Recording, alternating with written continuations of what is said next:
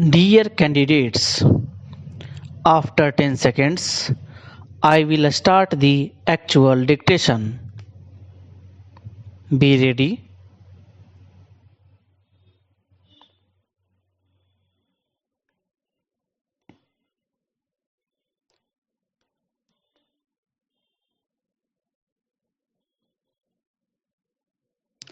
In discussing the demands for grants of the Finance Ministry, we have got to see to what extent the administration of this particular ministry has led to the development of our national wealth and the securing of the welfare which our state claims to have in view.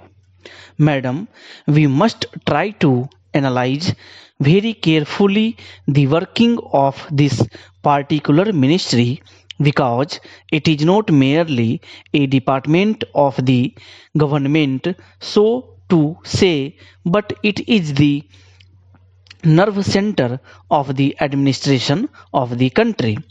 I would like first to refer to the role of foreign capital because in determining the manner in which the permission of capital issues has been granted by the particular administration, we should keep in our mind to what extent the interests of our nation have been served.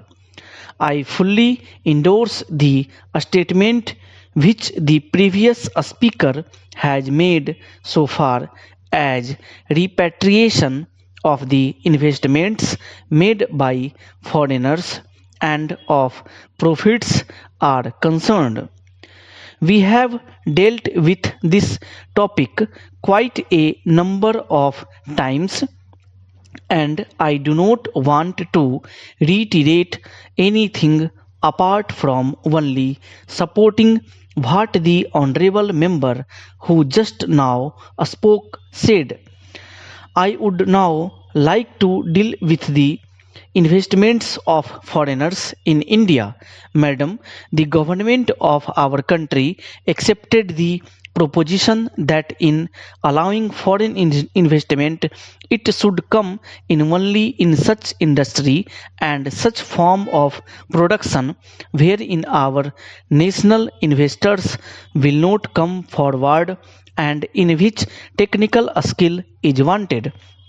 There is also one other factor which the industrial policy of our government of 1948 as adumbrated further in 1949 by the Prime Minister laid down.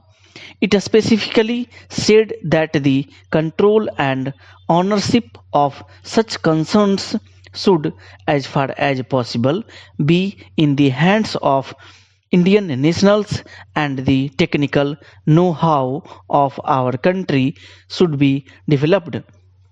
I would like to emphasize the figures that have been put forward for the last few years.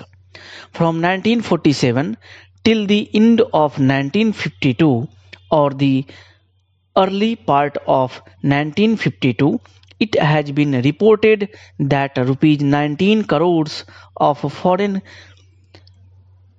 capital have been allowed to be invested in our country.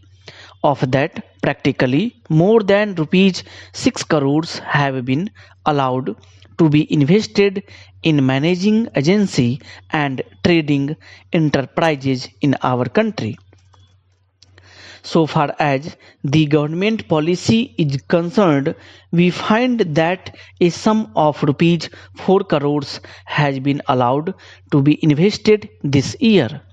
We do not know how it is to be used up. We have been told that during the period 1948-53, nearly rupees 35 lakhs have been allowed to be invested in textile machinery and generally in the textile industry. We have seen to what extent cotton and jute have been dominated by the national capital and to what extent they play the role as against the demand for them.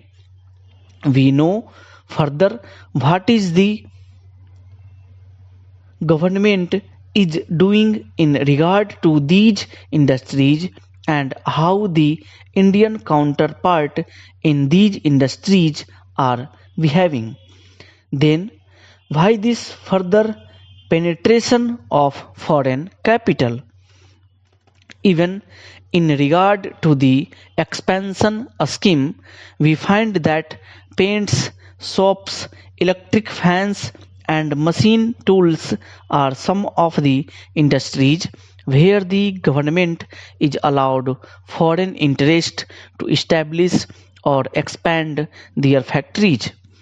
It will adversely compete with the production of the country when the indigenous producers do not find any market in this sphere. Therefore, we have got to see to what extent the capital issue has been regulated by this government and particularly by the finance department so that the national well-being of the country could be guaranteed.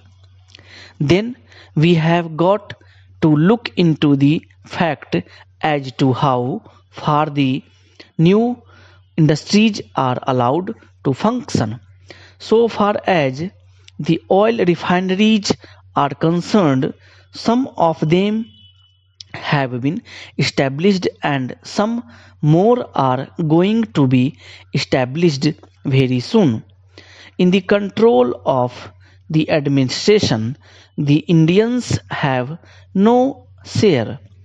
There are only preference shareholders and they have no voice in the management.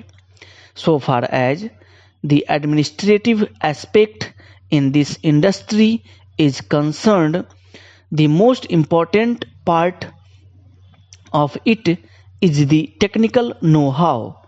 They do not guarantee that they will train the Indians. That means they say even after 20 years we will have to face the problem of the know-how in respect of the oil refineries. I do not know why the government are showing softness to foreigners in this matter. Then we have another investment in collaboration with the Indian chemical industries for the manufacture of civil explosives. Here, as far as I have gathered, only 20% is going to be Indian capital. The majority of the shares will remain with the Indian chemical industries. Nobody else has been allowed to make any investment.